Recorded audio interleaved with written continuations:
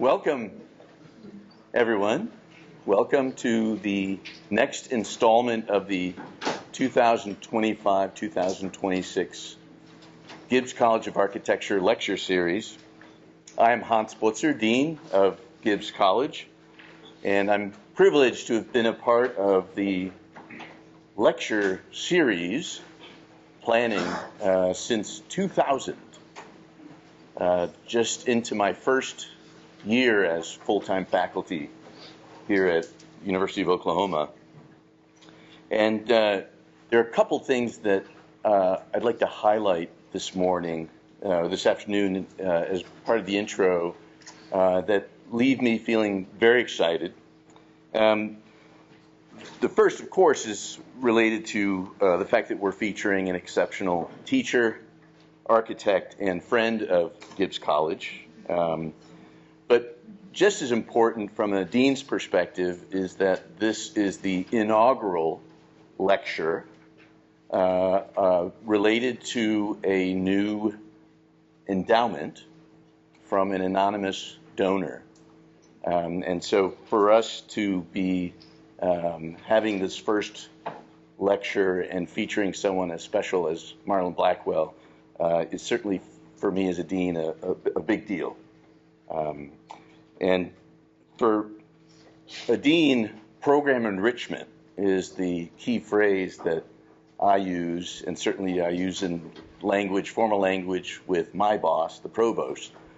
And program enrichment is one of the dean's priorities, along with scholarships and faculty support. And program enrichment basically means raising money for field trips and also special things like guest speakers.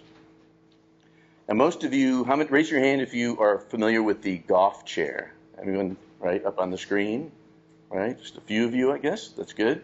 Good start. But the Goff chair has always underwritten or underpinned our lectures ever since it was endowed in the 1990s by one of my predecessors, Dean Ray Yeh. And it was a really big deal, and up until just about 10 years ago, it was the largest endowment we had in the college.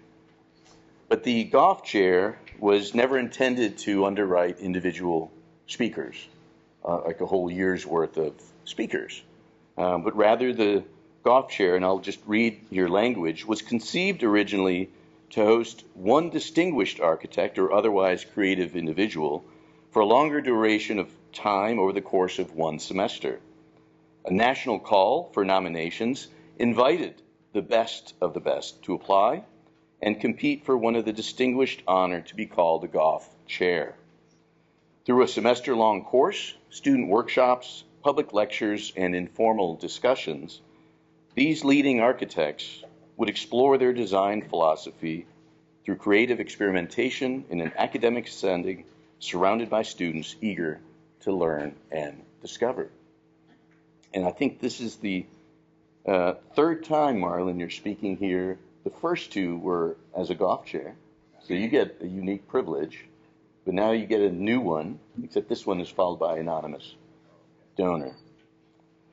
So our goal to establish no fewer than 6 individual endowments, each supporting an annual guest lecture each year, is finally underway, and we have 5 more to go. But nothing like progress to keep you smiling in the midst of the rain. Another reason I'm feeling a little bit jumpy today is probably more obviously because Marlon's here. And Marlon, as many of you know, comes to us from Fayetteville, Arkansas, and he's distinguished himself as an award-winning educator and practicing architect. He is a fellow of the American Institute of Architects, and like the women's and men's hockey teams for the USA, is a gold medal winner, except Marlon has his gold medal from the American Institute. But it's also important to contextualize Marlon's visit today. In 2002, I began collaborating with Dr. Angela Pearson, who we know today as our Associate Dean of Research and External Engagement. And Angela and I, back then, again, that's over 23 years ago, were collaborating on that year's list of speakers. And at the time, we were following this idea of crafting places, inviting speakers who could speak to both the intellectual and haptic sense of craft, right? People who were known for the way in which they conceived and made places for people. And it's important to know that that Crafting Places lecture series that you see up there laid the foundations, what we today know as the Creating Making curriculum. And so that was a very important lecture series for us, and how we started to think a little bit more about what we as a college and certainly as design programs value and what we believe is important to bring to our students' attention. So from this 2002-2003 poster, you can see Marlon's first lecture here at OU took place 23 years ago on February 19th. And he, at the time, had completed 2 projects, the Moore Honey House and the Keenan Tower House, just 2. But we found these 2 to be so magical and so significant to the issues that we thought were important to our curriculum here, that we needed to invite the young, upcoming, rising star in the architecture profession, Marlon Blackwell. So I'm thrilled that Marlon's back. But before we welcome Marlon, I do want to recognize some very special guests today. Marlon's mom, Othello, and family here in the front row. I think every architect wishes that their mother would come and hear their child speak. So Marlon, you're quite fortunate, and I'm very jealous. Please help me welcome Marlon Blackwell.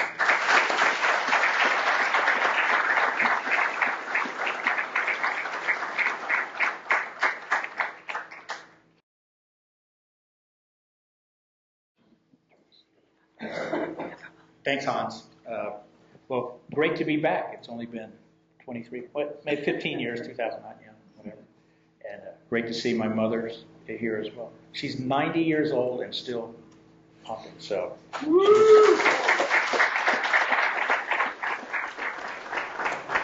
We call her the Energizer Bunny, so she wouldn't miss this. And of course, I have my sister Judy here and my niece Catherine here, and as well as my brother-in-law Mike. So it's a family affair, so it's great. And they all live in Oklahoma City, so it's part of the reason. So I come to Oklahoma quite a bit. Oh yeah, it's time for technical snafus, as they goes without.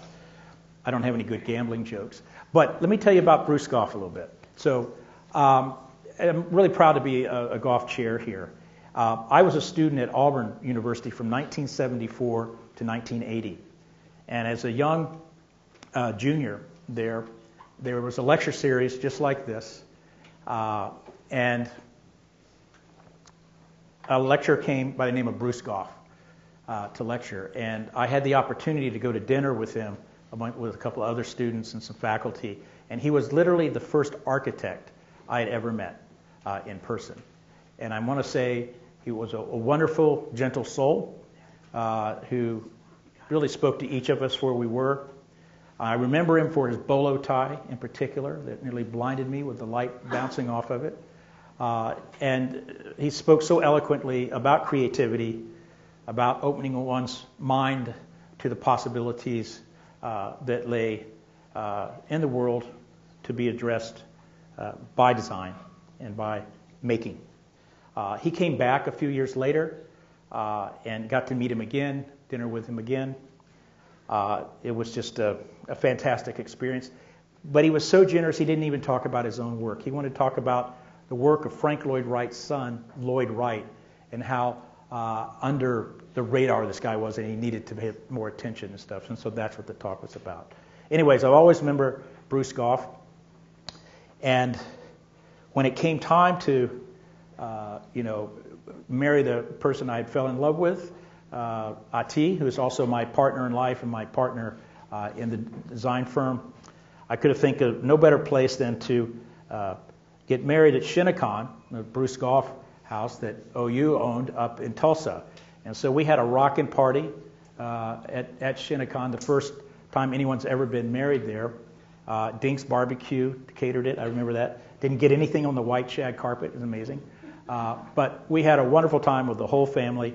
And of course, as many of you may know, it burned down.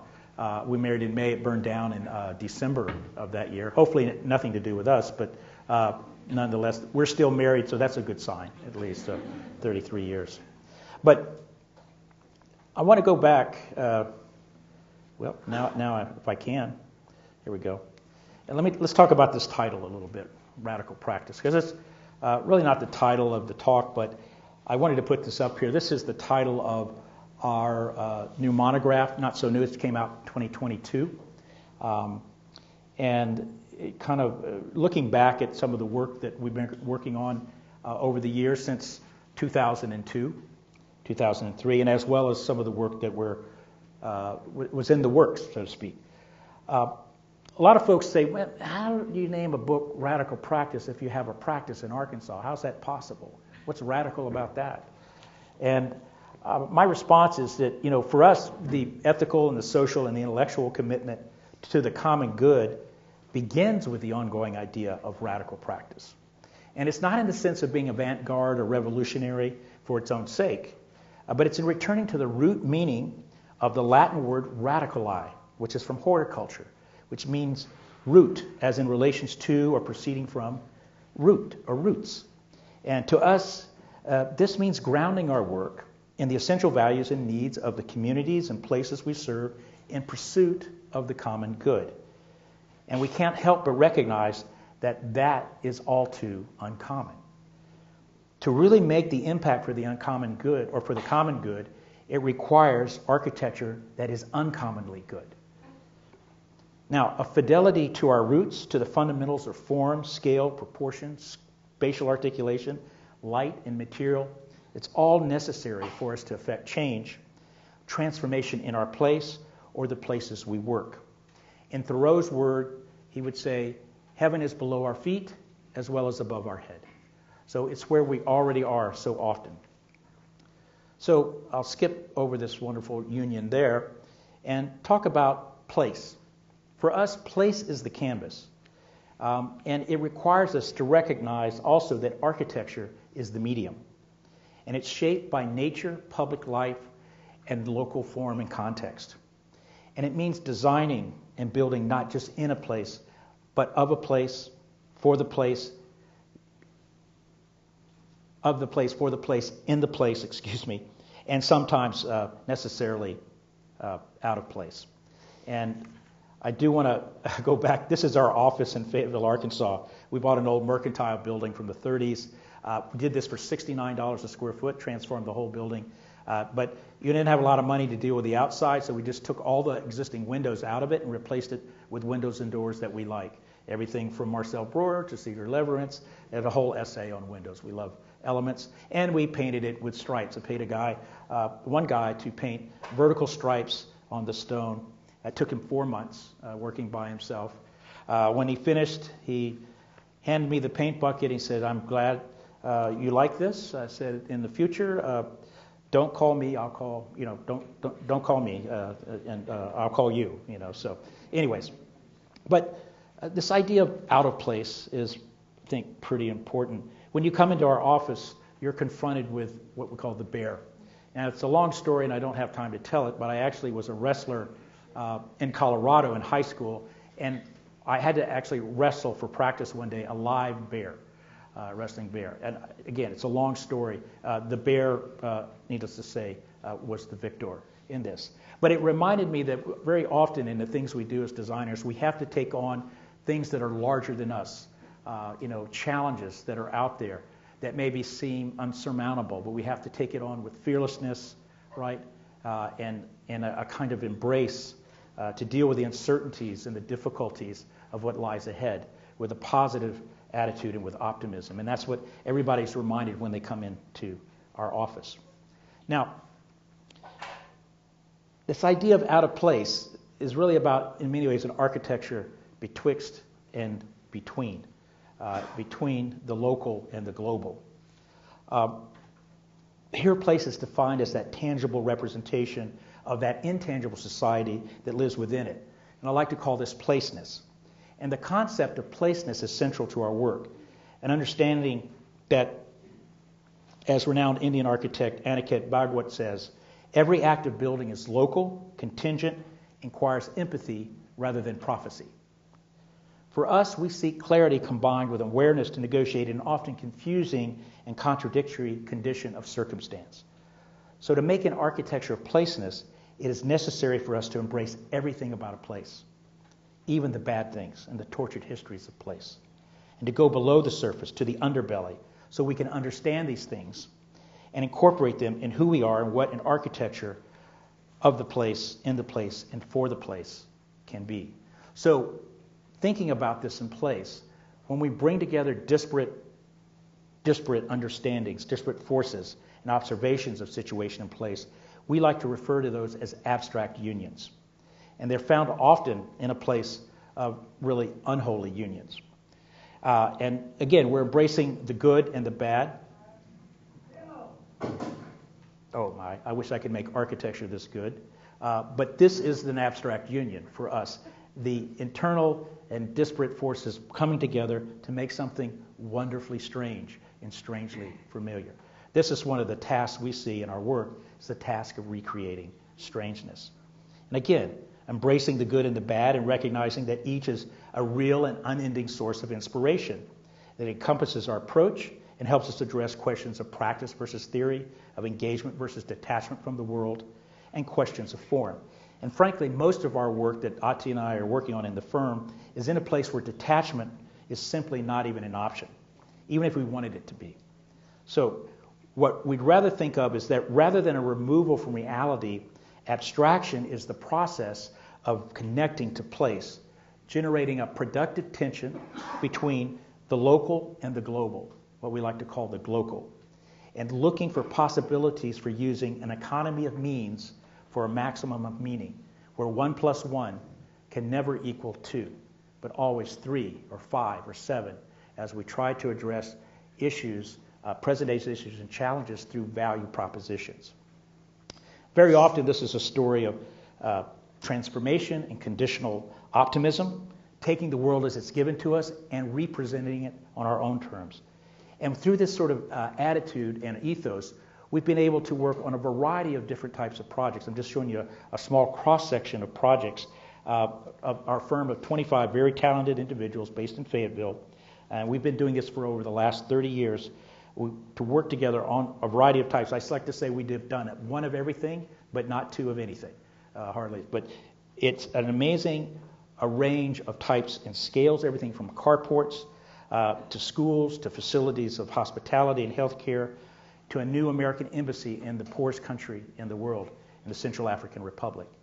And you get just a sense of this map here of where we're located in the center of the country, but the local work, the national work, and now the international work we're working on in the form of embassies and consulates. This, I can't show you our embassy that we designed, but this is the site along the Ubangi River in Bangui, in Central African Republic, in this kind of area with its laterite soils. It's quite an exciting project. But we're also working on some newer projects back home. On the new campus of Walmart, the 300-acre campus, along the south end around the retainage ponds, there's a place called Bud Reserve, and we're making a whole new landform where they're extending the bike trails. As you know, Bentonville, Arkansas is probably the #1 mountain bike destination in the country right now. And so you can take these trails and run this up and over the landform and underneath to a coffee shop and restaurant where you can bike in, grab your coffee, bike on, or just have a meal or dinner. And this is something that interfaces between the Walmart campus and the community. So it's a private-public interface. And the inside, this whole kind of grotto-like area of sand and clay plaster from the local area that makes up the walls. And we're getting into healthcare too. This is a new micro-hospital in Springdale, Arkansas. It's an orthopedic hospital using the latest in new thinking about healing and about relationships between patients and staff, and thinking about moving away from the idea of healthcare as a hospital, but into more hospitality and more welcoming. So variety of spaces for being, courtyards carved out with patience around the edges for healing, and really animating this in a much more non-sterile, but something with warmth and comfort embedded in it. So we'd like to start with rather ordinary circumstances and transform those circumstances into things that are rather extraordinary. And I want to illustrate this with a project that sort of embodies a lot of what we're about. And it takes place in Springdale, Arkansas. It's called the St. Nicholas Eastern Orthodox Christian Church. This is a congregation that was worshiping in a rundown office building in Springdale. And they had the dreams of having a new sanctuary and fellowship hall. And one of their parishioners had died and left them some money, and they bought a site out by the interstate amongst some other churches. And they wanted to build this. And what came with the site was a little house you see on the right, and then this welding shed. And we went out to the site, and they said, what we'd like for you to do is turn this welding shed into a church and a sanctuary and a fellowship hall. And we thought, you mean like tear it down and build in the same footprint? And they go, no, we really only have $100 a square foot. That's all the money we have left. We want you to transform it. And of course, our hearts just sank. I mean, here's this great opportunity to have a spiritual commission, and it's like, poof, it's a welding shed.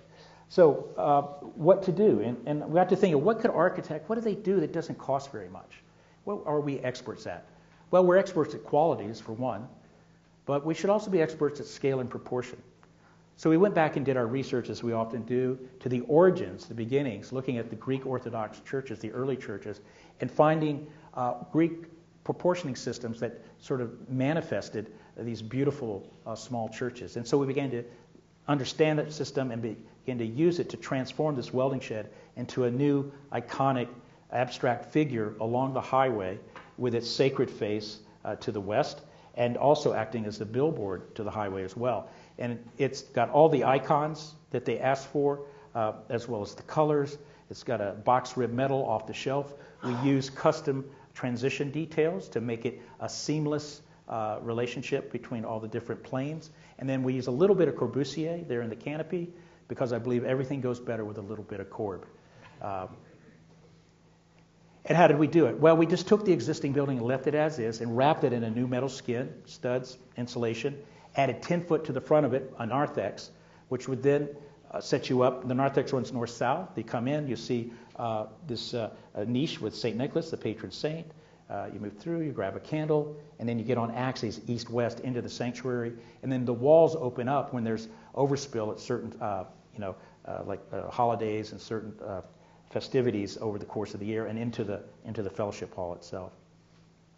And of course, I went backwards, but this is it. No, look here. And on the inside, we just cut a hole, a long window in the east to let morning sun roll in. The iconostasis is made out of just angled bar stock steel. And those are just really plywood icons that are painted on. But they wanted a dome, and typically used in a Byzantine type of way, there's a dome on the top of these Orthodox churches. We couldn't do that because we had a pre-engineered structure. So they let us do it in the ceiling, but they couldn't afford the dome we spec'd because it was too much money. And they didn't have the money. They were running out of money. And my contractor said, I don't know if I could build one that you'd like. So I said, well, what are we going to do in the middle of construction? And our contractor came up with a great idea. He said, look, I got a friend of mine who's retired, lives out in the mountains about 20 miles away. He's a retired metal worker, and he loves beer. He drinks a lot of beer. So for a couple of cases of beer, he'll trade us for a satellite dish that he has. And that can become the dome. And so that's what we did. We went out, we gave him a couple of cases of Bush. I remember what it was. We skim-coated this into plaster, jacked it up on a scissor lift, and we have our dome. So that's how we roll. That's how it goes. And of course, Father John was excited because I told him, now you have a direct connection to God. And he looked at it and said, yeah, but it's pointed in the wrong direction. I said, yeah, okay, well, details. So, 2013, we got a phone call from the AIA National Honor Awards program to tell us that this had won a National Institute Honor Award. And of course, we were very excited. And they were too, because they said, we looked at the budget on this and we said, really, we're impressed by how resourceful this had been. And so we did our research. We went back about 75 years into the program looking through all of the national award winners, and this, we discovered, is the least expensive building to ever win a National Institute AIA Honor Award. And so we were very pleased to hear that, because it underscored for us what we've been trying to do for the last 30 years, is to demonstrate that architecture can happen anywhere, at any scale, at any budget, and for anyone.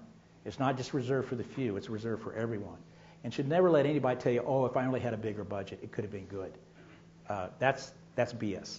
I think the bottom line is, we have to lean into the things that fundamentally that we're really good at as a profession.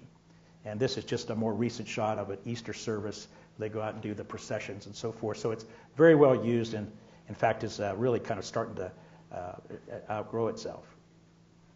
So in this spirit, we had the opportunity to do the U.S. Pavilion at the most recent Venice Biennale.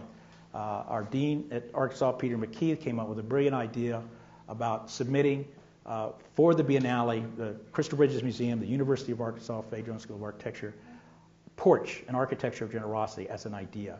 And we were asked our team to lead the team to design a porch for the submission. And fortunately, we were selected unanimously by the State Department to actually represent the U.S., the people of the U.S., I should say, in this most recent Biennale in Venice, Italy. This past May through November, it just came down.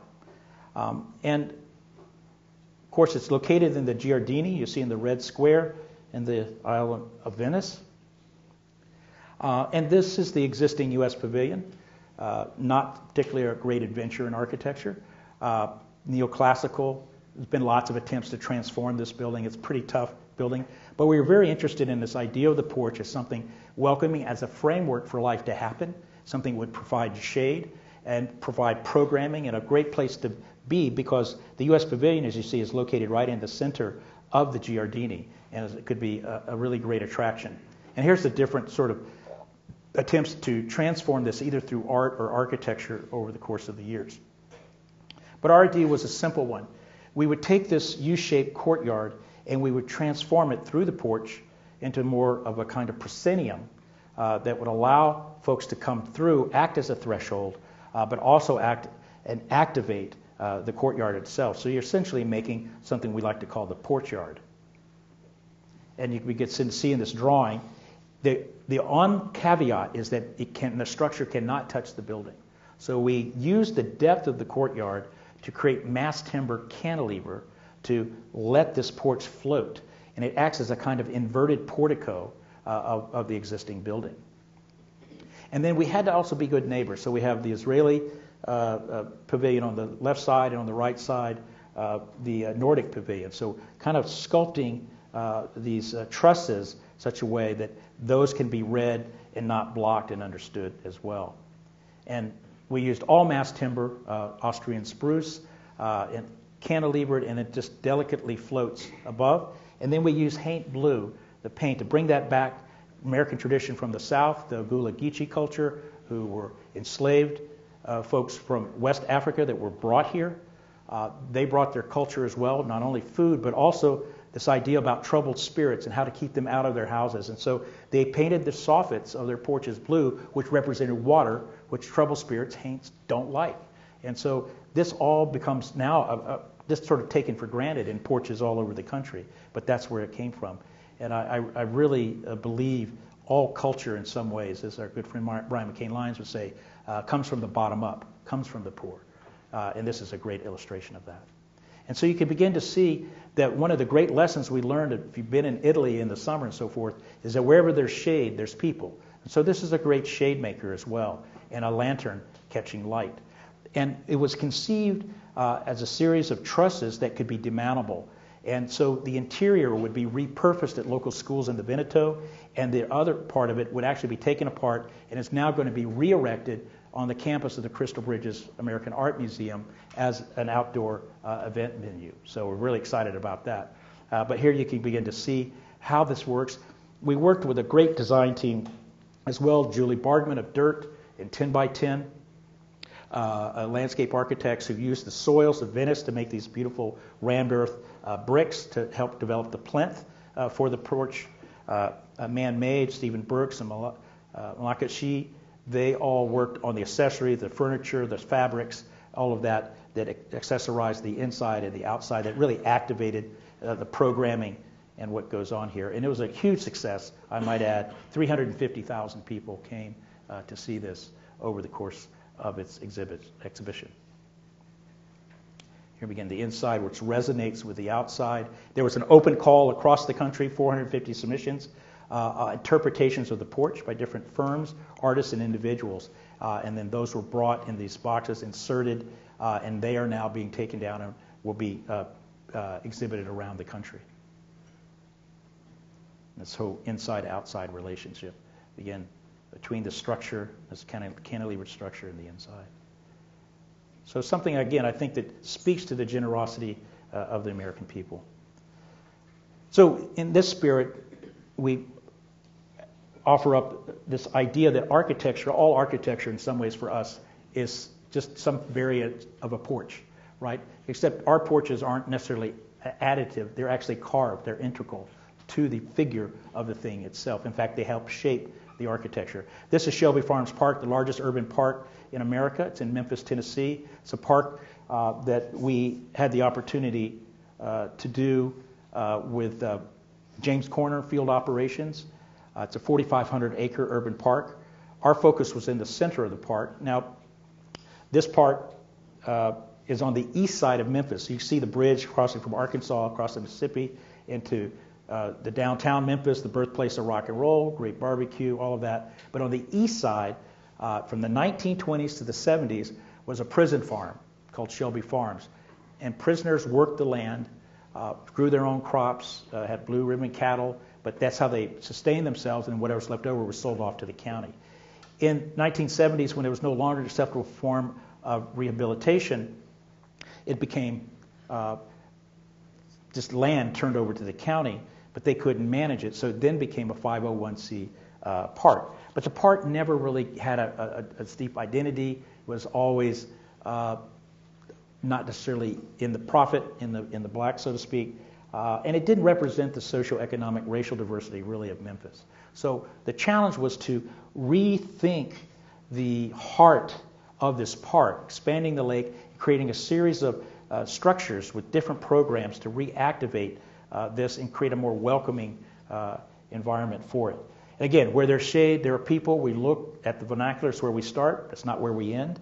I like to say we're gently transgressive with the vernacular, but breezeways and porches and things all informed what we did. So 7 structures, an ensemble of figures and porches that help make this up. So the first project is a visitor center it's an 8,000 square foot visitor center with an 8,000 square foot porch, and it's all made out of third growth cypress and metal. But in this case, is actually aluminum bar grate, the kind of bar grate that you walk on.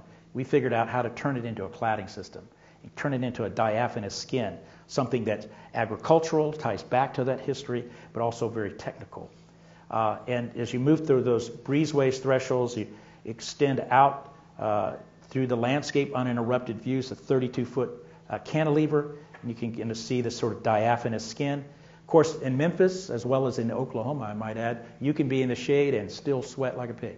So we ventilate the shade just like nature. We're doing that with 5 20-foot big-ass fans. That's the trademark for them, just not making that up. But that keeps it cooling. So they have receptions here. They have yoga, all kinds of programs that help create additional revenue for their bottom line. Sir, is that Memphis, Arkansas, or Memphis, Memphis, Tennessee? Tennessee. Yes, Memphis, Tennessee. So that kind of gives you a sense of how people use it to linger, to transition, to have great gatherings. It's the nerve center for the entire park. And then you can see this aluminum reflects the light. It's a light reflector. Pink in the morning, kind of more purplish in the evening. It's always alive. And some of the other structures. And again, using a similar palette of materials. We have a boathouse with kayaks and canoes and a concession. We have a stage pavilion for an event lawn, both on the lawn, but also events on the lake, and then these cricket shade pavilions that are quite popular, used for a lot of family reunions. And then a 500 table seat conference center and restaurant, local restaurant. That's big thing is this 80-foot deep porch facing west with this low-slung roof that knocks the sun down, sets up these beautiful sunset dining experiences. And of course, it's been a huge hit. Today, the attendance has, since it's opened in 2016, has doubled. The commercial appeal in Memphis claims it as Memphis's Park. It's operated profitably ever since it's been opened, and really, I think, much more fundamentally represents who Memphis is, who lives there, and are welcome there both day and night, as you can see.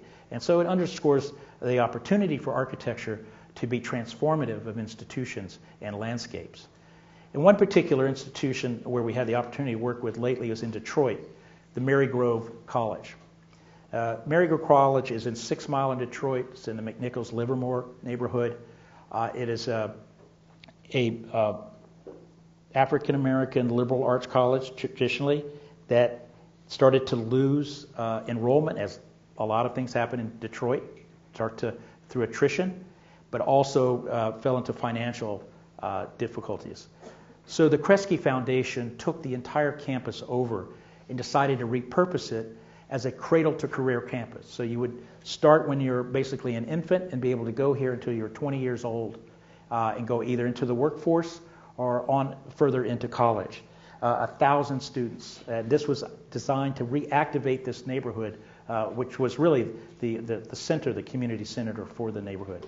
The anchor for this was an early childhood learning center, because we all know if you can capture children anywhere from infants up to 5 years and begin this idea of lifelong learning, capture them in that way, then there's a greater chance for success as they move forward in life. And so this is a one-story, 20,000 square foot building for infant through up to kindergarten. And it could only be one story. Now, as you can see, the context is all collegiate Gothic and limestone and such. And the desire was for it to relate to that. So it had to fit into the campus, as you can see, nest in there. And this is the campus, and you can see all the sort of commercial corridor and then all the single-family homes around that. It's a really important part. The community got involved with the engagement and stakeholders to have their voice in this as well. And one of the things that they really insisted upon, really two things. One is the building had to resonate with the existing structures. It had to be just as durable, just as resilient as the limestone. But they didn't want it out of limestone. In fact, they didn't want it out of brick. They didn't want it out of metal. Anything monochromatic, no. They wanted a polychromatic building that was most representative of the diversity of their community. And so that is terrifying, the idea of polychroma colors on the outside of a building. I don't know about you, but my color palette is black, white, and red. And that's probably the same for most architects. But nonetheless, we were challenged with that. And so we had to find a resilient material too. And so that material became a glazed terracotta rain screen. And that came in a variety of different colors. So we used base colors, as you can see, a patchwork of colors that resonated with the limestone, and then a series of accents. And we were, in many ways, thinking of this as a type of quilt, a coat of many colors that would be, again, highly representational for the families that lived there, but created a new identity as well. And we were inspired in many ways by the quilt makers of Gee's Bend in Alabama, these ladies who live in a remote part of Alabama that use rags, discarded rags, to create beautiful and useful artifacts, quilts, that are now even in the Museum of Modern Art, but also are used, just for everyday home use. And we went there and visited with the Petaway family that runs the co-op, and drew inspiration for this use of color and background to begin to think about how this could be made. And I think we were fairly successful there. But we then used to animate the facades this idea of the windows having volume. We're looking outwards, upwards, inwards, of these different ways to articulate the facade, and bring in light and allow for view, for security. The wall gently folds in.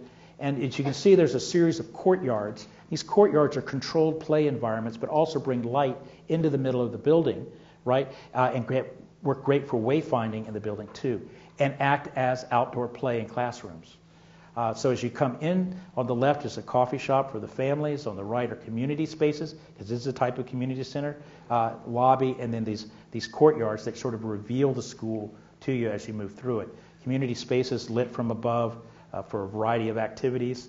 And then the other side, every space is used for some kind of educational purpose, which is really critical. And then we're folding, pitching and rolling the roof, creating sectional difference, so there's no one classroom that's the same. And again, carving out a reading space in the hallway here, classrooms that have direct connection to the outside. Here you can begin to see that. So here the classrooms all scaled to the kids, whatever the age they are, and then with these direct connections out to nature. Nature is a big part, especially in urban living, where many students have very little contact with that. And this gives you an idea of the hard and soft surfaces. They can take their lunch, their lessons, as well as play. And then these courtyards spill out into a wonderful grove of trees, which becomes a play area. Working with Margie Ruddick, our landscape architect for this, we created all of these different playscapes and learningscapes woven amongst the trees. And I think the operative word, I think the last time I used for both the staff, the teachers, and the students was one of joy. It really seemed to be an ecosystem that was just working perfectly, again, to set these students up for lifelong learning, and it's been something deeply embraced by the community. I went back to see the Petaway family in Gee's Bend after it was done, just to check in to see if they had any great new quilts. But I had a picture of this building on my phone. It just completed. And I saw Mary Ann Petway, who's the sort of matriarch, and I showed it. I said, here's this building that your quilts inspired. And she took the phone from me and looked at it and said, well, that's lovely. I said, you've inspired me to make a quilt. This inspires me. So it kind of goes back around in circles.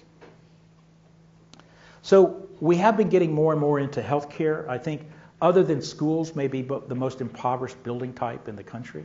Either highly formulaic, soul-sucking in many ways. I like to say we don't really have a healthcare system in this country. We have a sick care system. It's basically useful only when you're not well. Imagine a healthcare system that started from the moment you were born and you were basically put in charge of it. And the way in which doctors build, they build not just to treat you because you're not well, but they bill to keep you healthy, right? Imagine that. Well, somebody is imagining that, and that's Alice Walton, a philanthropist, and many of you, I'm sure, know, in Northwest Arkansas, who imagined this as a whole health care system. So with whole health principles and practices that deal with life management, well-being, the physical, the spiritual, as well as the mental. So this is the Heartland Whole Health Institute, a project we worked on for 5 years that just opened up. It's a national policy institute dedicated to transforming the healthcare system in this country. It also is about a wonderful collision between art and health.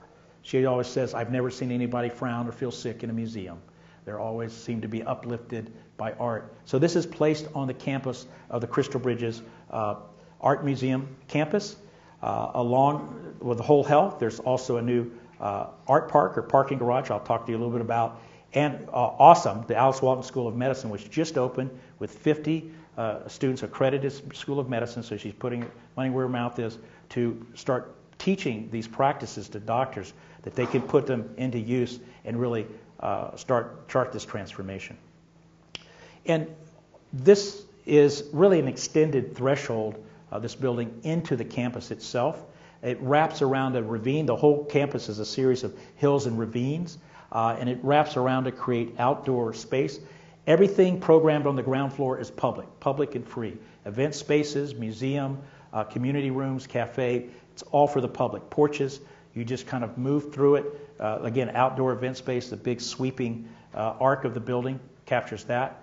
Of course, if you've been to the Ozarks, you know we're known for our karst topography, our hills and our valleys, and our hardwood forests. And so we thought this was an opportunity to tap into that, to ground the institution into this idea. And of course, our cash crop in Northwest Arkansas is rocks. We have lots of rocks. Thin soils, can't grow anything. That's why we have a lot of chickens and beef, right? So what the folks used to do there who built there, they would just take all these rocks that were in the fields, lift them up, and mortar them to the walls. And this process of doing that, as you see in the upper left, was called giraffe buildings. They're giraffe stone buildings. They look like giraffes. And they're all over, like schools, small churches, houses in southern Missouri, Northwest Arkansas.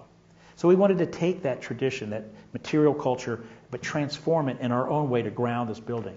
So rather than just use the same color rock, which comes from the site, we went to different places. Poto, Oklahoma, and Paris, Arkansas. Paris, Arkansas, just want to be sure. Not France, but with these different colors mixing and matching, getting the right array, but also with these rope joints that create pattern, but also texture when the sun hits it, which is very important. And so that acts as the base of the building. And then for the upper part, these fins, this brise soleil, to control the light and sun, we're using brass fins. And we're actually taking the ends of those fins and we're chamfering them to catch the light and the shadow. So as the sun moves, they're constantly flickering. And so in real time, this thing is imbued with the order of change. So that's the palette, series of full-scale mock-ups we did to test the details, to get it right before we started the full-scale construction. So you can see the sweeping arc defines the building, and then the lower arc at the eye level that sets up the procession along these journeys, these network of pathway journeys throughout the campus. And one of the things I learned from Fay Jones, as a good friend and mentor of mine, he talked through all of his buildings through this lens of the Ozark condition of the cave and the forest that kind of defines the Ozarks. And so we began to think of it in a similar analog, the cave being down below with these clefts and these darkened spaces and controlled light, and then up above the forest and the striated bark of that white oak and the hickories, and that becomes the analog for this curved brise soleil.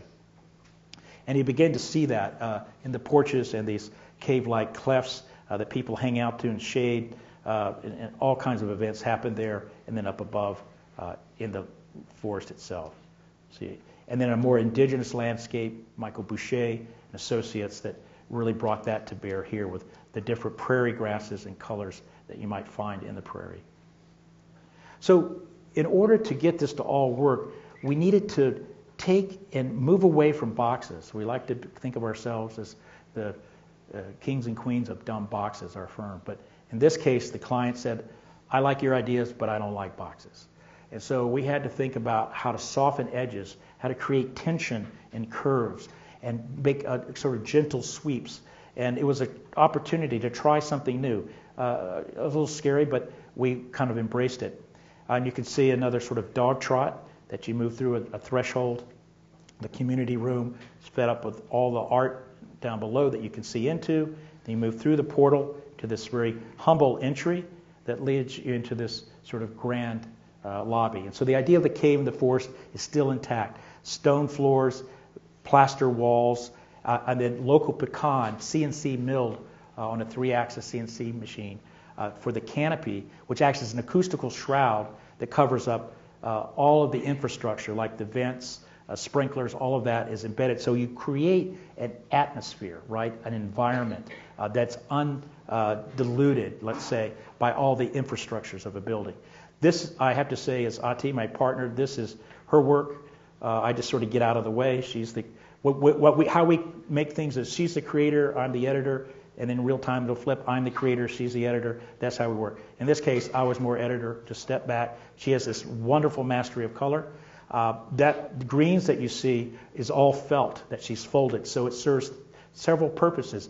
Acoustical ballast, right? Wonderful, colorful backdrop for this, and it also wraps the service core, right, to make that go away. All of the color palette for the inside comes from a single painting, Asher Duran's Kindred Spirits. It's one of the prized possessions of the museum. There are 113 different colors in this painting. She kind of dissected all of that And every color that you see comes from that. And everything inside is clean. Nothing off gases. It's wools. It's real wood, stone, all great carbon sinks in and of themselves. And then you can begin to see how this works with the museum, the artwork, all based on health and body. Those are the themes of the art. And you begin to see into the community room. The stair is hung through steel straps, then sandwiched between pecan strips of plywood. This, again, all plywood. We just show the plywood in different ways, rift cut as well as plane sawn. But in the way in which it's articulated, it anticipates the details, the intersections of elements like stairs with the roof, and how those things are accepted and integrated. I hope some of the first year are paying attention to this when we talked about today extensions and what you do and receptors, right? And nature anticipates this, and we too, as designers, have to anticipate these intersections. So upstairs, we were charged with creating a work environment where it's democratized. Nobody has a privileged view, not even Alice. You wouldn't even know where her office is. It's just embedded. And so we detached all of the program from the perimeter. You flow along the edge, natural light, everybody has views, connection with nature. There's some discrete spaces for privacy, but even those are glass and transparent. And this datum of the wood, of course, warms everything up, and all the carpets are all wool, and using, again, colors from the painting. We also have a meditation space there. This, what we decided it to be, was for 1 or for 15. It could be for solitude, or also could be for fellowship or team meeting. So it's a 30-foot high cone in plaster that bends to the true north. And so that allows the north light to come in, but you don't see the source of the light. You don't see the sky. It's just the illumination. And this changes over the course of day and the color of light. It could be blue in the morning. It could be much warmer in the afternoon. And then this is all different sheep wool that's blended together from the actual color of the sheep themselves. It's not dyed for the floor as you sit in. This has become a really popular place, not for teams, because it creates a different temperament in how people interact with each other, sitting eye level on the floor. It lowers their voice, and it makes them look eye to eye and have something called civility and courtesy, something we could use in this country right now, a little bit between everybody. So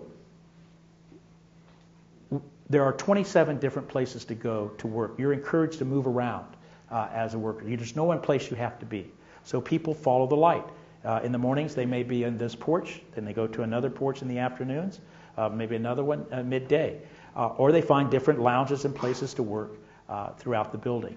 So it really creates a really dynamic and, I think, welcoming and social place to be. And again, access this nice intersection of art, nature, architecture, and now wellness and education. So we're very excited about this opening up, and there's lots more to come in the program for art, both within and outside the building, as it really kind of activates itself in the campus. Now, we were also challenged to do a new parking garage, because where we built this, Whole Health was on the overflow surface parking. So that had to move out. Whole Health came in, its part came in. So they wanted an 800-car parking garage for the whole campus. So we thought, well, that's great, but we are on a art museum campus, so we had to ask the question, what more can a parking garage do? And one of the thoughts we had was, why not make a kind of this idea of the procession? You get out of your car and you have to go down, and you're going to meet the shuttle. There's going to hopefully be a public plaza. People gather. What's that experience like? So we began to imagine a proscenium for art and performance, 5 stories high by 150 foot wide, floating above an understory porch that had a bar and cafe in it and a new small visitor center, right adjacent to a public plaza. And we proposed that to the owner. She loved the idea. Let's say, go for it. And we had never kind of seen anything like this, but we thought we'd try it. So it's just a simple parking garage with its fins and brise soleil, much not unlike the Whole Health, but it has what we call the fish head attached to it for all the art, sculpture, and performance. And of course, one of the things we've been working a lot with is muscle cars, PPG codes, custom body paint on buildings to give their own identity. In this case, we used my grandmother's 65 Pontiac Tempest. Agua Azur is the paint color, and then a special kind of metal flake, and you get this deep resonance and luster in the body of this, and it really just, it's dynamic, comes alive and melds with the sky, and we thought, why not? It's a car, what's more American than a parking garage, and it's just another big car, right? The plan, you can see, is very simple and open with the plaza. They're riffing on the stone there. Here we go. This is Brian Haynes Studio out of Philadelphia, is the landscape architect. They allow the forest to creep up into the plaza. And then this all comes alive through, again, art, performance, the cafe. It becomes a place of gathering. In fact, it's become the number one place to gather other than inside the museum on the campus. All of that is because it's a kind of portal, a transition of coming and going via car, bicycle, or walking, and it's something that the community uses as well. A simple section to kind of show you how that works, the monumentality, as well as the compression of this porch underneath. When it gets really hot, it's a great place to be. And you can kind of begin to understand how that material logic of that wraps underneath to create a ceiling, for cladding to ceiling, and then the water play. Just, again, places to lounge, places to move through.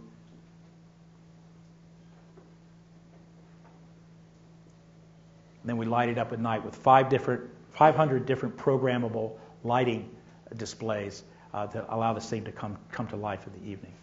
So it becomes this big lantern or beacon. I want to show you a project real quickly that we're working on right now in Columbus, Indiana. This is on the boards. Actually, it's under construction. It just started construction about a month and a half ago. We had the opportunity to interview for an infrastructural project that was desired to be an icon, as well as something incredibly functional and useful in the town of Columbus, Indiana. I don't know how many know of Columbus, Indiana, with the Cummings Design Excellence Program that's been going on for the last 80 years. Architects like Saarinen and not Wright, but Weiss and SOM and just Sadowitz, all of these incredible architects that have built there over the last 80 years.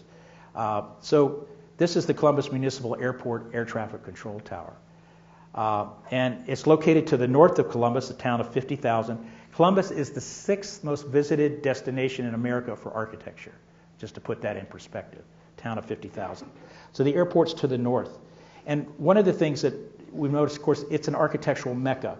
This is just a small cross-section of all the different buildings that you can find from the 1950s or 1940s really up until now.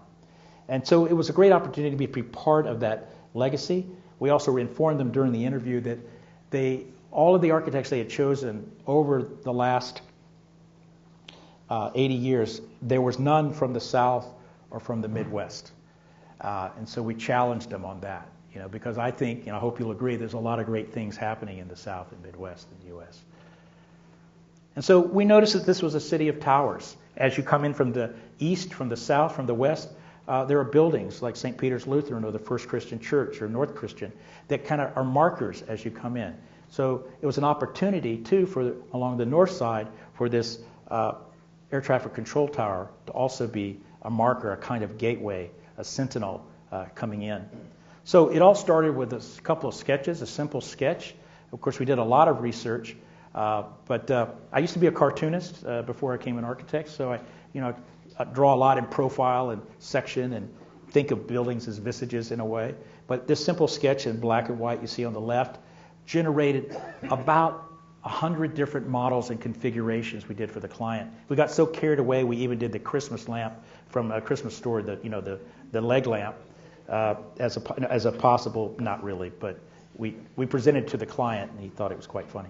But you can see some of the different configurations, but eventually we settled on one that could more actively accommodate a unique part of the program that you will not find in any other air traffic control tower.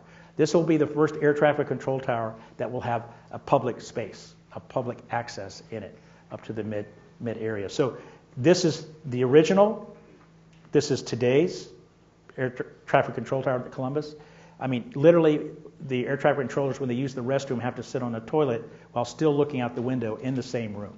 And then they climb the stairs in freezing cold and weather. So they definitely need something.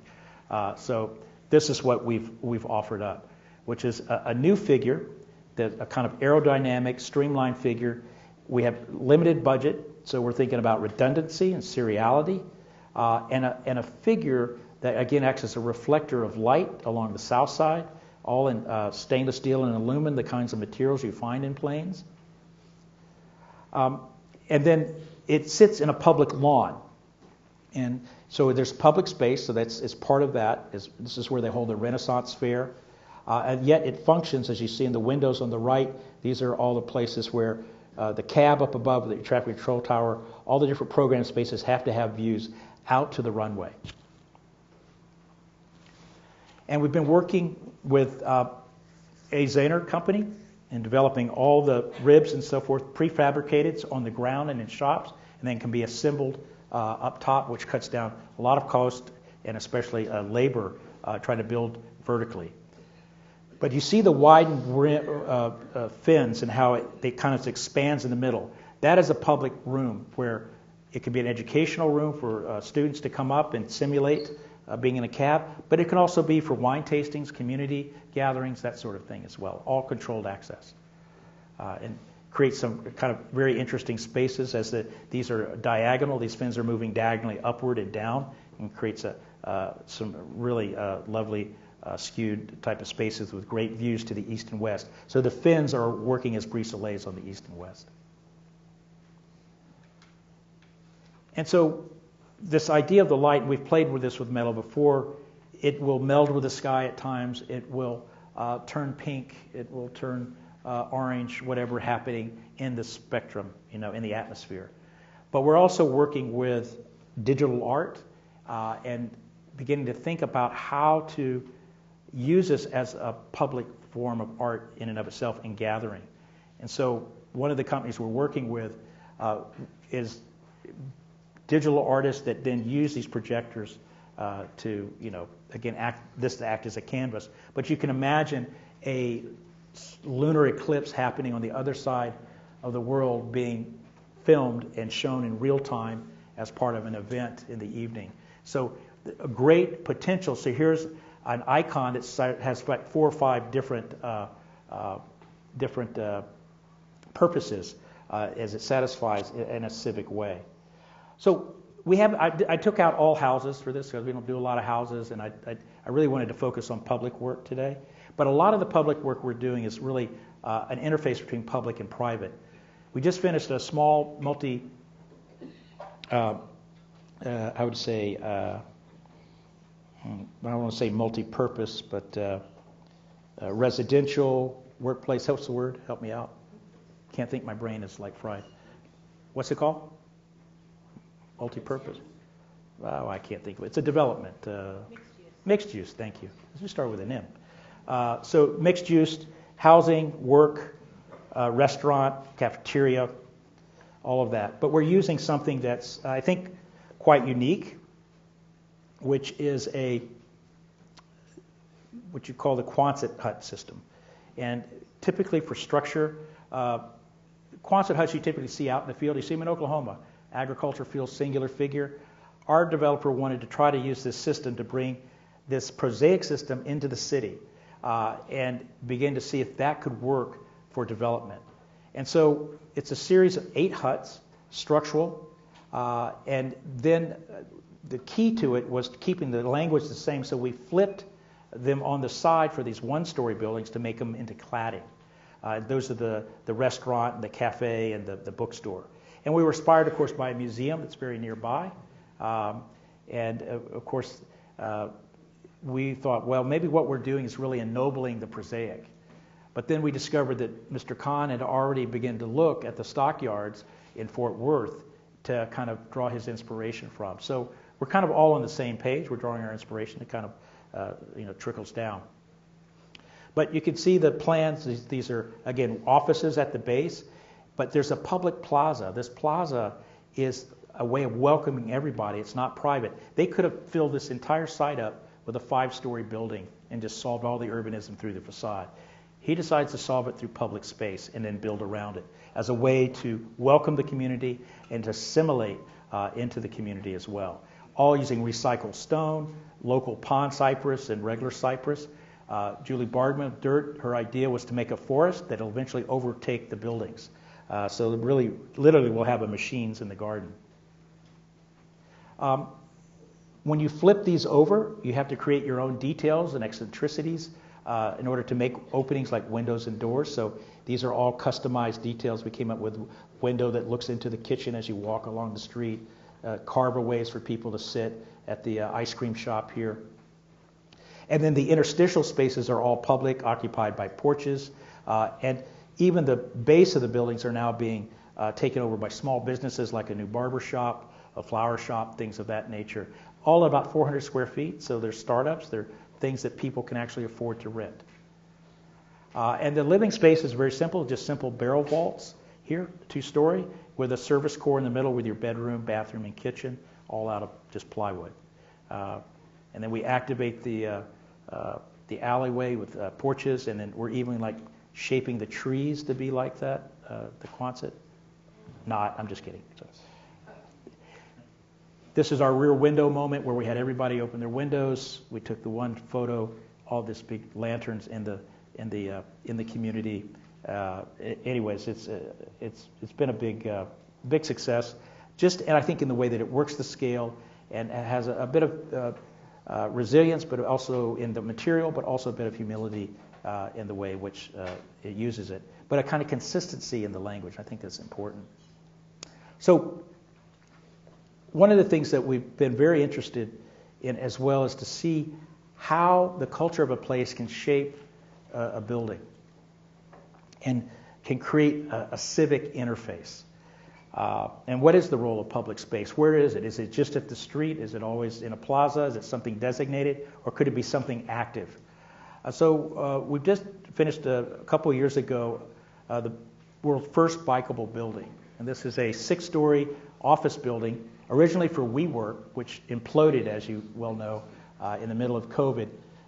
We're working with their design team, so kind of 50-50 collaboration with their design team, and who got let go in the middle. So Michelle Roachkin, Christian Callahan, Haruka Arucci, they formed their own entities, and we all worked together to finish the project. It's called the Ledger. It's an office building, a co-office work building, but its key is that you can ride your bike to the top, and there's several public terraces along the way, and it becomes a very kind of mobile and active place and part of an ecosystem in the co-working interior environment and that which takes place outside. And so public space is now working diagonally up the side of the building and having again, a host of terraces and places for events and public activities. But also you can walk up. It's like a rake of 1 to 21, so you don't need the landings. It's 3/4 of a mile up. You can go 3/4 of a mile from the town square. So it's 1.5 miles to the top from the town square and back, so you get your 10,000 steps in. But along the way are these ledges and pathway, planters, greenery, and parking garage with public art. Again, everywhere art plays a role, I think, in these different buildings. It's pretty simple. It's just copper, spandrels, glass. But what's interesting is this diagonal zigzag back and forth creates a massing opportunity. So in the section, rather than feeling like you're up against a 6-story building, it steps back. So you're actually only feeling 1 story when you're at the ground, 1 to 2 stories. So scale-wise, it works quite well with the street level in the context here in this local environment. Again, a portal to a public park on the other side acts as the entry. On the inside, wherever you're in the inside, you're in contact with the outside. So this idea of mobility inscribes itself in the ecosystem environment of the interior. So it's quite fantastic. and I'll just give you just a little sense of what this is like. This was something none of us knew if we were actually going to use it. People would actually get on their bikes and ride up or walk up. And right the opposite has come true. Again, Bentonville is the #1 biking destination in the country right now. And so it actually gets a lot of use right here. Anyways, just to kind of give you a little bit of idea of how that works. And then a lantern at night. All right, last project. Hans, I'm throwing the whole thing at the wall here tonight, okay? Here we go. So, schools. So I talked about schools being probably one of the most impoverished building types in the country. This is a very different school. This is what we call the anti-school. Not we, but lots of jurors have called it the anti-school. This is a school they claim that's doing what most schools should be doing. It's a project-based school, so you should be familiar with that, students. This is what you're learning here, project-based learning here at the School of Architecture. This is 6th through 12th grade, an independent school, downtown Bentonville, Arkansas. The woman you see here, her name is Louise Thaden. You might not have heard of her, but I'm sure you've heard of Amelia Earhart. This was her friend and colleague. Louise Thaden is a pioneer in aviation, the winner of the Bendix cross-country air race twice, set the world record that held for 40 years. She grew up in Bentonville, Arkansas, and she's the muse for this school. The school's located on 30 acres of old fairground, about 8 blocks from the downtown square. And it was conceived in real time. In other words, working with the headmaster was developing the curriculum as we were designing it. So what you see is a manifestation of the ethos and spirit of the school. If you look at the school, you'll see no fences around it. It's all open to the community. You see public connections to Main Street through porches and through loggia. Public plazas, things that invite people in rather than push people out. But it does something else. It invites students to be connected with the community, to understand what it is to be a citizen. Has 3 signature programs: Wheels, Meals, and Reels. So every student gets a bike. They learn how to work on bikes. They learn how to fabricate bikes. They learn about physics. Reels, they learn how to tell stories through animation and film. And Meals, they learn how to grow food, productive landscapes on the campus, how to harvest that food, and how to cook the food. Now, what you need to know is that this school is based on index tuition. So it's an index tuition means that you only pay based on what your family makes. So some people pay $500 a year to go. Some people pay $25,000 a year. Okay, so 80% of the students have some form of financial assistance in order to go. So anyone can go that wants to go. So it's not an urban school in a way. We call it urban pastoral because it used to be part of agriculture like a lot of the small towns. We're looking at chicken houses, farm groupings, barns as a way to master plan this. But we're imagining a campus that is layered by design in terms of the landscapes, circulation. You don't see any overhead canopies to keep people wet or dry or whatever. You're just open to the climate. And that's just part of using the campus as one big classroom. And very important. It's all on a community geothermal well, and I'll just go through a couple of the buildings here. We designed 4 of the buildings. The home building is by S.Q. Dumez Ripple, and the landscape architect's Andrew Pogon. We all work collectively together on the master plan.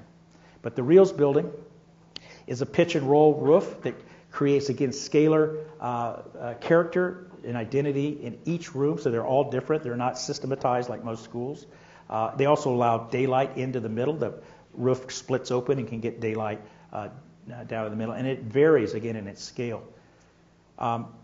Again, we're using muscle cars here for paint, so we're an intersection of a 67 Shelby GT Cobra with Arkansas Osage prairie grasses to create this distinctive green gold with gold metal flake. So that is it. And it actually works beautifully well with the landscape. It starts to fuse with that, the prairie grasses that are planted around it. And then these linear buildings, we're carving through them to create transitions, porticos. They're really just outdoor classrooms, but also transition spaces as you move into the interior. Again, it's all done with plywood, very humble materials, box rib metal, just simple materials that really help warm the spaces, activate it, but also meet a budget, really tough budget. Across the way is the home building. This is by S.Q. Dumez, inspired by barns, local barns. They create a variety of kind of a loose-knit cladding system that sandwiches these interstitial porches in between the exterior and the interior cladding. But it's also the big dining hall and library, and that's something that we can gather the entire school in this dining room. And they have testing kitchens for the food that they grow in the outdoor productive landscapes. And then a water lab where they're understanding the water management on the site. So again, it's very didactic. The whole campus is a classroom. So the Wheels building is where all the fabrication labs are, the wood shop, robotics, and the bicycle shop. And it connects this porch to the bicycle shop here, which opens up. And again, students are working on bikes, fabricating bikes. They also have service learning for citizens certain days of the month to help fix their bikes. So again, that kind of service engagement is pretty important to the ethos of the school. Productive landscapes along the south, where they learn again about how to grow food, harvest it. And then the performance center is essentially an armature of a 300-foot long loggia for skaters, bikers, folks walking, but it's an urban edge, and then that captures a public plaza right off the music rehearsal, so they can have, like quartets or certain concerts out there. And you begin to see how that uses. So one big porch used by the community, shared with the school. There's no lobby. This is the lobby. You go in. There's rehearsal rooms, as well as a very kind of sort of vomitory that you go into the auditorium, which is all clad in canted red oak, local Arkansas red oak plywood, and one big-ass window. And this is all hand-troweled in plaster, a window that captures the light and brings it in, and it's just hand-troweled and bends the light around and acts as a nice contrast with the hard-edged planes of the plywood. But it also creates a beautiful figure on the outside. Not to be outdone, this is a 71 gold green Camaro, and we're using the custom paints for that as well. Again, none of the buildings have these colors, so they're one of a kind, right? And that's how we try to think of them. And a great backdrop for the learning that's going on in the campus. So the last building I'll share with you is it's called the Bike Barn. These are called, Thaden they're the barnstormers because Louise Thaden learned to fly flying through barns. So their mascot is an owl. But they wanted a barn for their gym. And the headmaster said it had to be like an Ozark barn, like a traditional barn. Well, I've been working on this barn for about 30 years, and finally the commission came. And so it had to breathe through its skin, so we spaced the boards out to get the right kind of air volume. It's all naturally ventilated. We put copper screen behind the boards to keep insects out. All of the doors open up to create a pavilion-like feeling and air that can be ventilated through its skin and through the doors. And then it has these chimneys that create the ventilation effect, the chimney effect, these chimneys being these dormers up top. Has a bike pump track that's also open to the public, part of the community. And porches as well along the soccer field here, get out of the sun. So the inside is all wood trusses, and you can see the trace of the old gambrel Ozark barn. Then it extends outward and upward to create a new truss and a new figure. We didn't have the money for mass timber. I know that's a big deal right now, but all we had the money for was a mass of timber. So we just used gang nail trusses from Oklahoma. Thank you, Oklahoma. Found people that just make residential trusses. Gang nailed them all together and made this barn in a very cost-effective way. And then it acts as a type of pavilion, just 2x4s cut diagonally, back screwed. That makes up the rails for the mezzanine and the stair. And everything is really, I like to say, gnat's ass.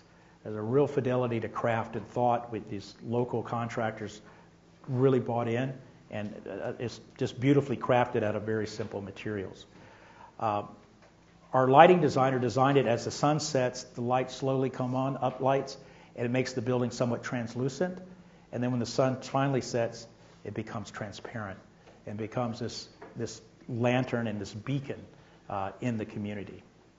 And so with that, I'll just leave you with this great quote by one of my favorite writers, Eudora Welty, that talks about place and the sense of place that gives us the belief that passionate things in some essence endure. And I hope in some ways this talk may endure a little bit for you too. Thank you.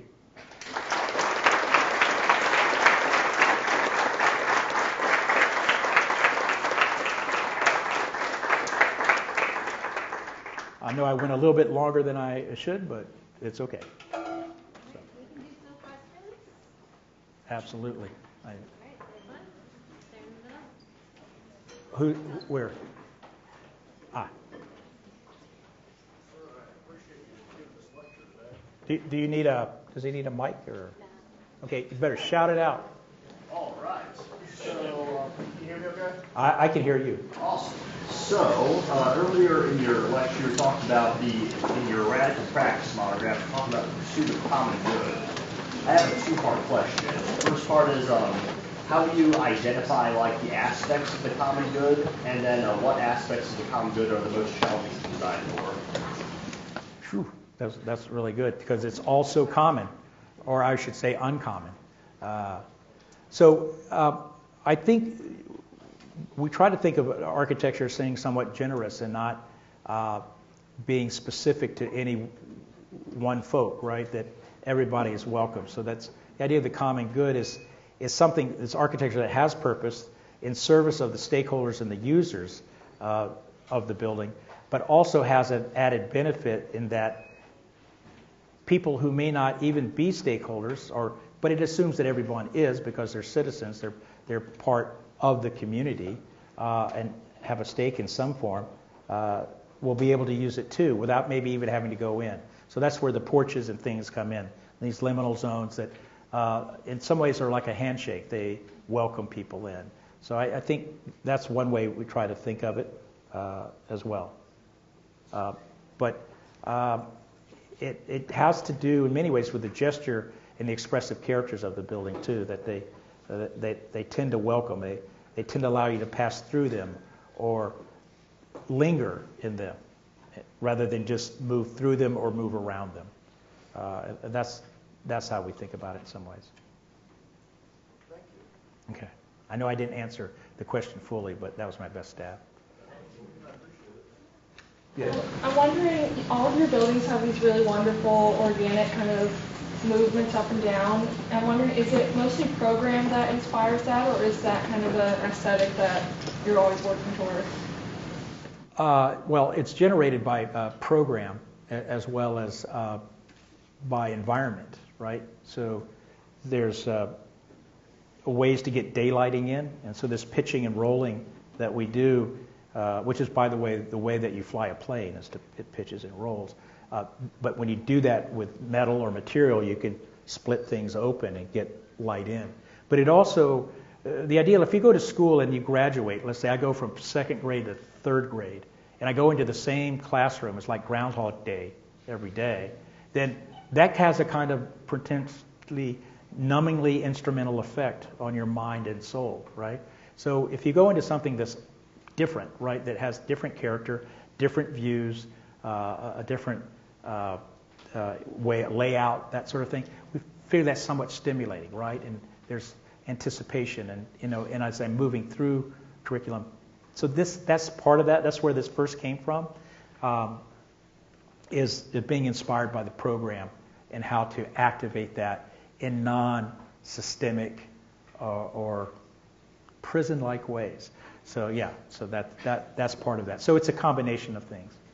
Do we like how it looks? Oh yeah, but it's mostly one story.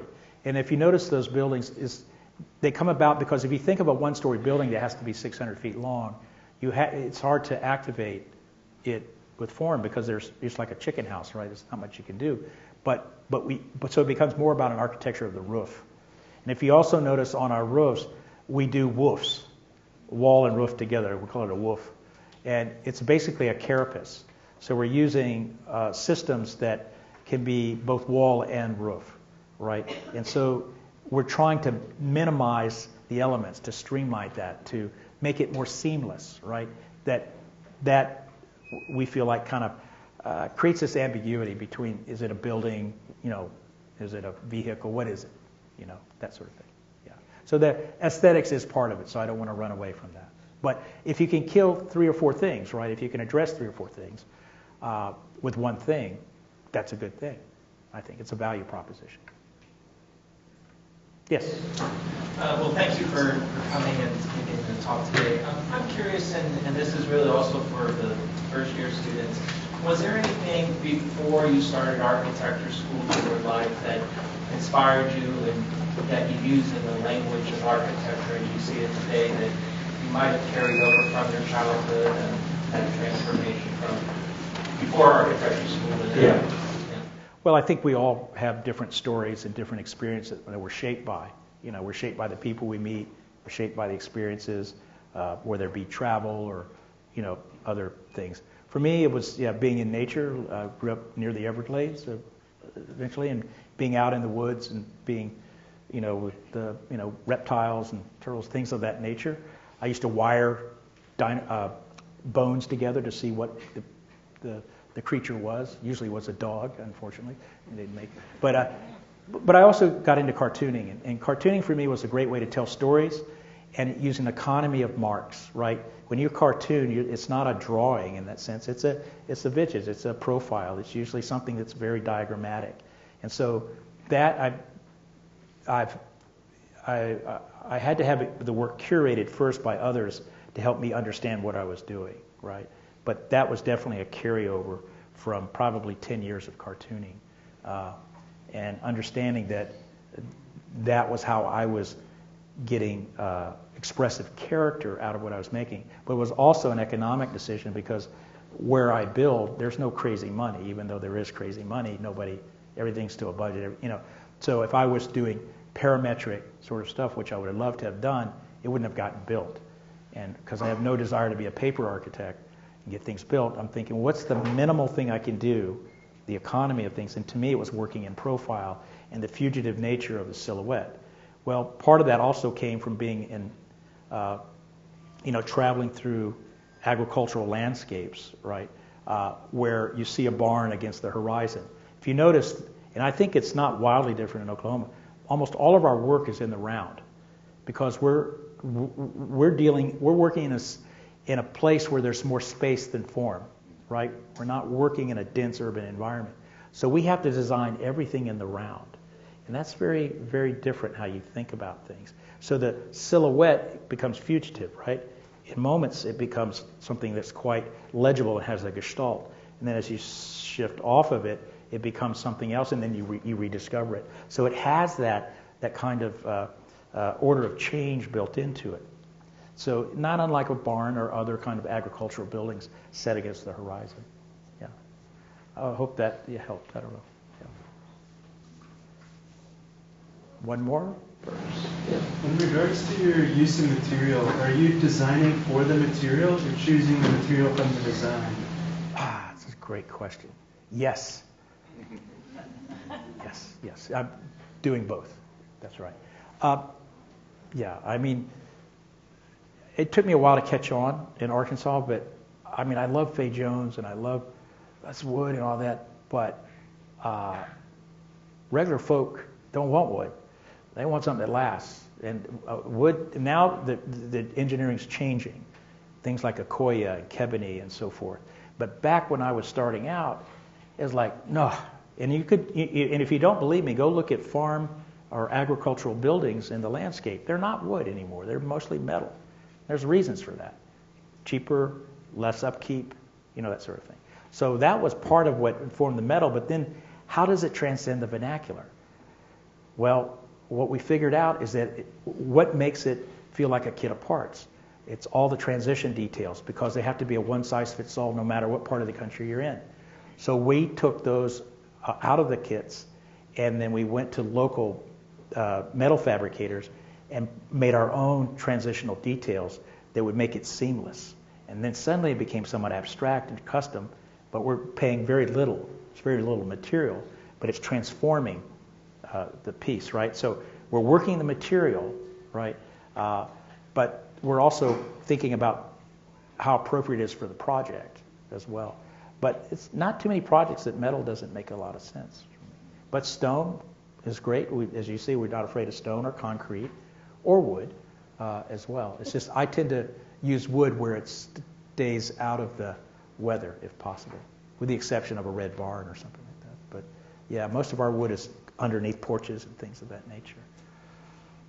So I don't know if that helps answer, but yeah, you kind of have to find an alignment to do that. I think that's good. Thank y'all. Appreciate it.